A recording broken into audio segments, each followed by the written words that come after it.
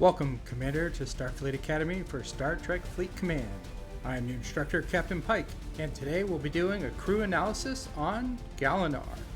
Ghalenar was introduced into Star Trek Fleet Command with the January 2023 arc, Assimilation Part 1. On release day, there was an already available, free-to-play path to obtain him. We will discuss the ways you can acquire Ghalenar later in this video. But for now, let's take a look at Ghalenar. Ghalenar is a member of the Unit Matrix 12 group in game. He will provide synergy to any member of this group at varying levels based on division uniqueness. Ghalenar is a rare officer. His race is Borg by forced assimilation, and his officer division is Science. Ghalenar's captain ability, not perceived as a threat, means that there is no captain's maneuver, and this is very fitting for Ghalenar, exactly what I would expect. His officer ability, we're gonna need a bigger helmet. With this ability, Ghalenar increases the faction reputation gained from Federation, Klingon, and Romulan hostiles by 5%. At 5%, there's not much benefit, but it does go up to 20% at Commander 5. I think he will be more impactful at Lieutenant Commander 4 and Commander 5 than most of the other levels. At his lower tiers, I definitely won't be using Ghalenar to grind rep. When grinding rep, you want to make sure that you maximize the rep that you get per hull, and the crew that you would have to run with Ghalenar would not do that. So by running Ghalenar, the increased percentage of rep we would get from him will not offset the less hostiles we'll be able to get by having him on the bridge. Ghalenar's below the deck ability. What's theirs is ours. Ghalenar increases the amount of resources dropped from Axion, Apex, and Borg hostiles by 10% of their base value. This will go up to 50% increase when he hits Commander 5. This, in my opinion, is Ghalenar's best ability. My only issue with it is very niche. So if you're engaged in the Borg Solo Armadas or the Mantis loop, you'll find some value in him. Otherwise, he won't be as useful. His ATA traits are Assimilated and Thief. There are better officers with these traits that you can consume your trait XP on. And if you're engaged in the Borg Solo Armadas and Mantis loop, you will not want to lock him down into an ATA for an extended period of time. As for Ghalenar's stats, he is strong on defense, followed by health, and then attack. Well, he is Pakled, so of course his attack is going to be low. I really like the lower deck influence on Ghalenar's abilities, and to understand his fluff, you need to have done and read the missions from Assimilated Part 1. Now let's discuss the benefits and how are we going to use Ghalenar. Overall, I think Ghalenar is a very specialized crew member. If you are engaged in the Mantis and Borg Solo Armada loops, you will use him almost daily depending on how you are grinding hostiles for those two loops. Again, at Ensign 1, his boosts are okay, and it will get better as you level him up. If you're not engaged in these two loops, he really isn't going to be much use to you. Being that he's a science officer, he will provide max synergy boost for 511, but again, stretching a bit here on how you can use him.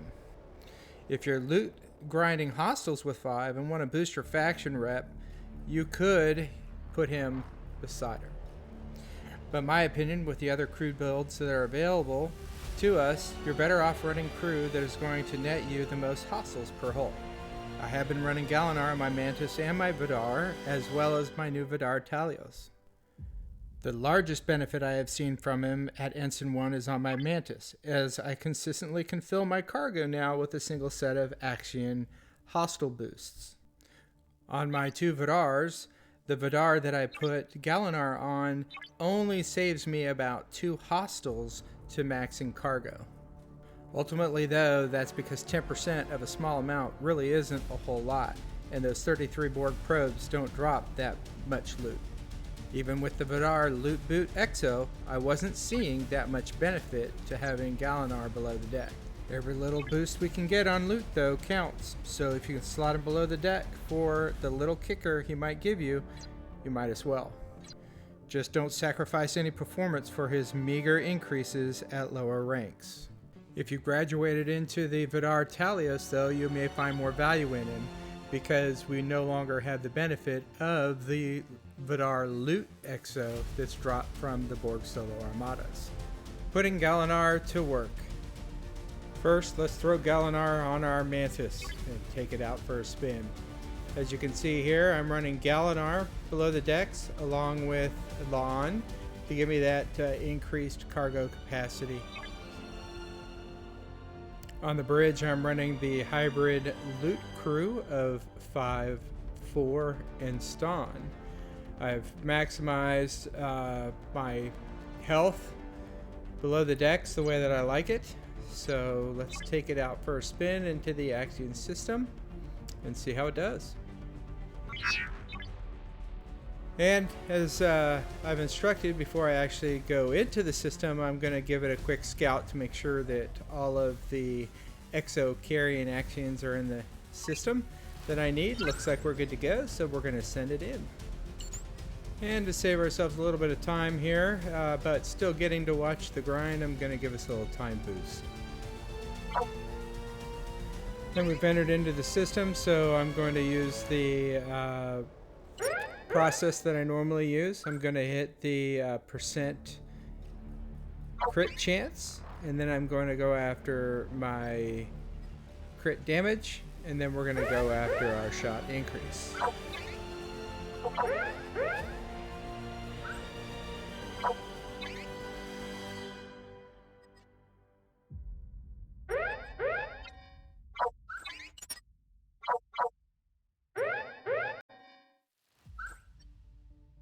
Scouting for the next apex, but I'm going to go ahead and hit the chrysalis just to help spawn additional exo carrying Axion chrysalis, because I will be making a second run.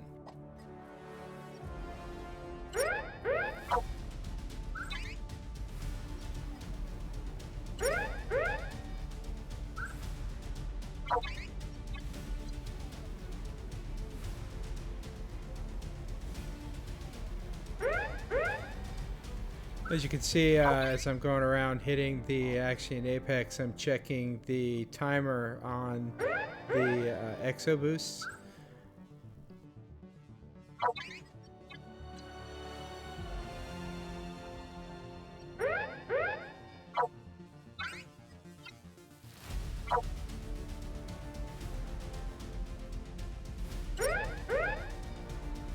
Cargo is getting pretty full here. As you can see, I'm checking to see if I can squeak out those last couple hits before I fill up my cargo and not have to activate additional exo boosts, and I didn't. So normally without Gallinar, I would have had to reactivate the exo boosts and hit at least 3 or 4 more Axion apex. Alrighty, now let's send our Vidars out and see how they do. You see on this one, I'm running my Strange New World crew with Gallinar below the decks.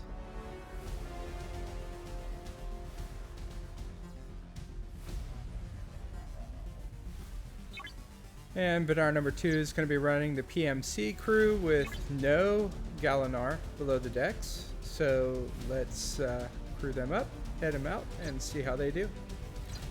So we're going to check out this 33 system, make sure it's not overpopulated. If everything looks good, I am then going to go ahead and activate a couple exo comps. The first exo comp I'm going to activate is all the way down to my bottom empty multi-purpose exo comp slot. And here I'm going to put a warp speed because I want to get into the system as quickly as possible. And then I'm going to go up to the Galaxy exo comp, and I'm actually going to slot my 500% Vidar loot boost exo. Now the reason I'm running obviously the warp speed is because this has only got a 10-minute timer. So I want to get into this system quickly, maximizing the amount of time that I have to leverage the 10-minute exo comp. With the help of some cinema magic, the Vidars are now entering into the system, and we'll proceed to grind out these two as quickly as possible. Now what I'm going to try and do in this part of the video, I will speed it up, but as you're going to notice, I'm going to literally alternate between the two Vidars, and the reason I want to do this is to make it very easy to tell the difference in the number of hostiles that I have to kill for each Vidar. I should still be in good shape for leveraging my exocomps, so hopefully there'll be plenty of that left over once we've filled the cargo bays of both these Vidars.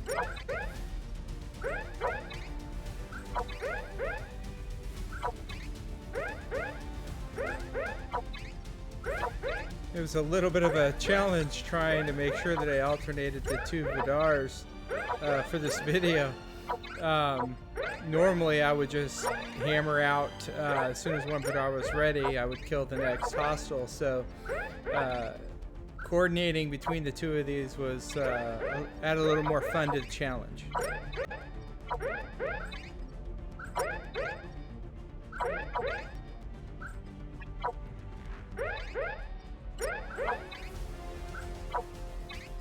As you can see, the cargoes on the two Vidars are going up at about the same rate, so really not seeing any one of them pulling ahead, especially not the one with Strange New World Pike on it, which is the one that has Gallinar below the decks.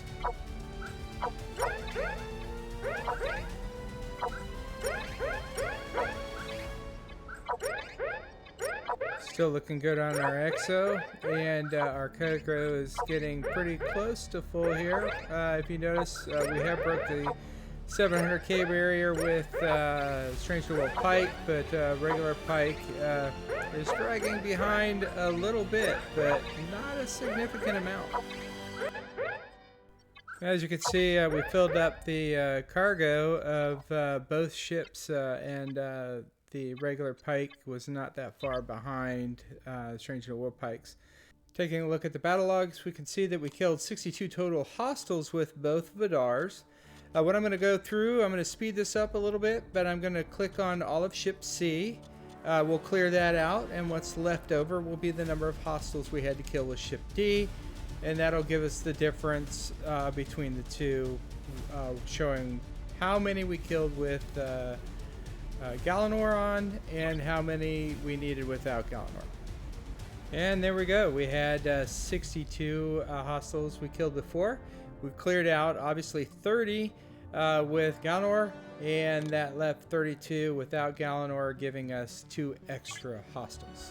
This next run is with the Vidar Talios. What I'm going to do is I'm going to set it up my optimal Borg tactical probe farming bridge crew, and we're going to stack the lower deck with strength for Uhura, and we're going to throw Hugh underneath there because we really need his crits. For comparison, we're going to side by side the 2 different runs of our VT against the 36 Borg probes. So we're crewing up our second VT with Hugh and Gallinar below the decks. Let's see how they turn out. We're going to give the videos a little speed boost here.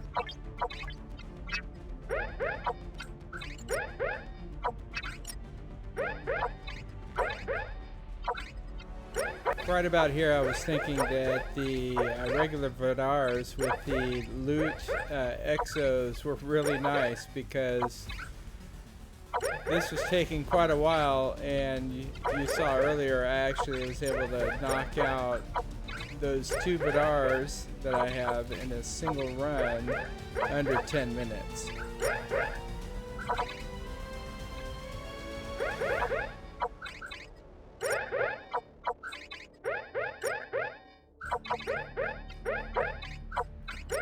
For context, each of these 2 runs were around 20 to 22 minutes long. So almost double the length of time it would take me to do my 2 Vidars in a single run.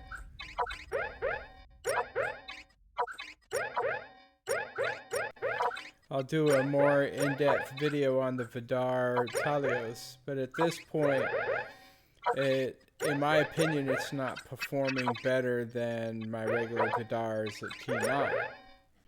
Being that the Talios is actually supposed to be starting off at around the same performance as the T9 Vidar.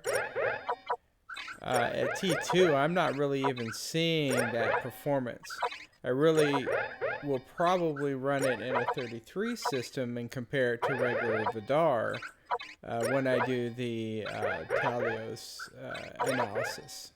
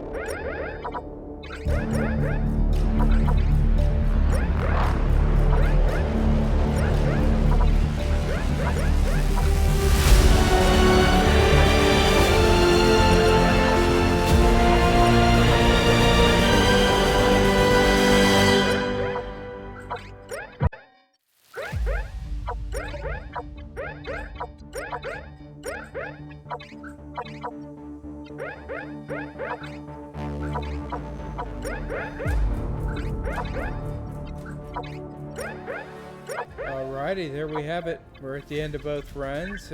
Surprisingly very even, but it was an obvious win for the Vidar Talios with the Gallinar below the decks. I mean, he pulled out almost 125, 150k more loot than the Vidar without it. I was really surprised that the two of them actually lasted almost exactly the same number of hostiles. I honestly thought that I would get less hostiles with the Hugh Gorkin or Hugh Gallinar build over the other one because the stats below the deck, but it was pretty impressive. So obviously on the Vidar Talios, Gallinar's your man. How do we obtain Gallinar? His shards were the easiest to try and obtain during the Assimilation arc, part 1.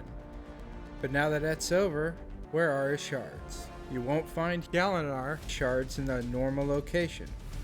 It's not available through any of the options in the recruit section of the game, and there is no Borg faction where you convert some currency towards shards like there are for augments, rogues, and Bajoran factions.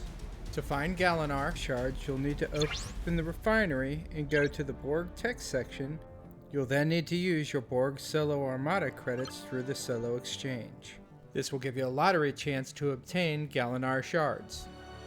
This is very similar to exchange and recruit tokens for crews in the recruit section of the store, so there's going to be RNG to deal with to get his shards. This means you'll need to fully engage in the Borg Solo Armadas or BSA loop to obtain him. Check out our Borg Solo Armadas video for more details on how to engage in this loop. I am sure you will see him in upcoming events and various rewards or exchanges, accelerating the acquisition of Gallinar shards. So let's summarize what we've learned about Gallinar. Gallinar's best ability is what's theirs is ours, his below the deck ability. The increased loot from Borg hostiles and Actian Venom is nice, even at Ensign 1. This makes him a potential daily use crew member, especially if you're engaged in the Borg Solo Armadas and or the Mantis loop. He works very well on the Mantis and Vidar Talios, but is kind of mediocre on the Vidar. He will give full synergy to 5 of 11 if you need it in a pinch, but it's questionable how valuable he will be for reputation grinding. Come visit us at our website and join us for further discussion on our Discord server linked in the video description.